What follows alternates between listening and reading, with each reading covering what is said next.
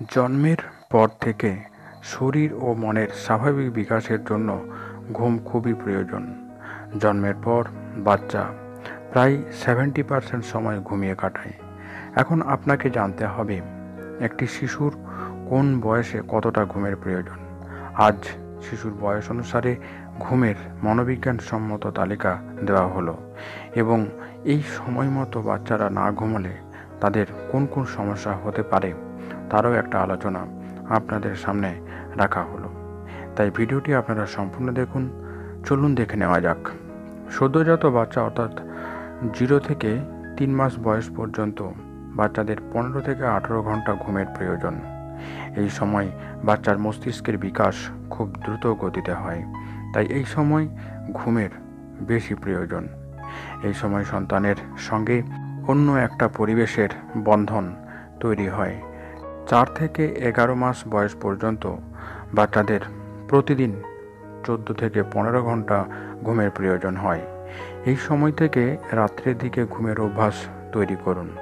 দিনে বাচ্চার সঙ্গে কথা বলুন, তার সামনে গান করুন, যাতে বাইরের পরিবেশের প্রতি সে সচেতন হয়। এবার 1 থেকে 2 বছর বয়সের বাচ্চাদের প্রতিদিন 11 থেকে 15 ঘন্টা পর্যন্ত ঘুমোতে দিন। এই বয়সে বাচ্চার মধ্যে সামাজিক বোধগুলো সম্পর্কে ধারণা লাভ করতে শুরু করে। বাচ্চার বয়স যখন 3 থেকে 5 বছর বয়সের হয়, তখন সে 11 থেকে 14 ঘন্টা ঘুমের প্রয়োজন অনুভব করে। ঘুমের সময় যাতে কোনো বাধা না পায়, অর্থাৎ ঘুমের কোনো বিঘ্ন যাতে না ঘটে, তা সুনিশ্চিত করতে হবে। 6 থেকে 11 বছর বয়স বাচ্চাদের 9 থেকে 11 ঘন্টা ঘুমের প্রয়োজন হয় মোটামুটি। এই তালিকা অনুসারে বাচ্চার ঘুম না হলে যে সমস্যাগুলো বাচ্চাদের মধ্যে দেখা যায়, সেগুলো এখন আপনাদের সামনে তুলে ধরব। সেটা হলো, বাচ্চার মস্তিষ্কের বিকাশ ব্যাহত হয়। পর্যাপ্ত ঘুম মস্তিষ্কের গঠন এবং নিউরনের সক্রিয়তাকে সবল করে, যা পরবর্তী জীবনের জন্য খুবই দরকারি। এরপর পর্যাপ্ত ঘুম না হলে শিশুর শারীরিক বৃদ্ধি কমে যায়। শরীরের স্বাভাবিক বৃদ্ধির জন্য প্রয়োজনীয় হরমোন শিশুর ঘুমের সময় ক্ষরিত হয়। যদি শিশুর ঘুম সঠিকভাবে না হয়, তাহলে শিশুর বৃদ্ধির হার কমে যায়। এছাড়া বাচ্চা কম ঘুমালে শরীর ভারী হয়, অর্থাৎ ওবেসিটি দেখা যায়।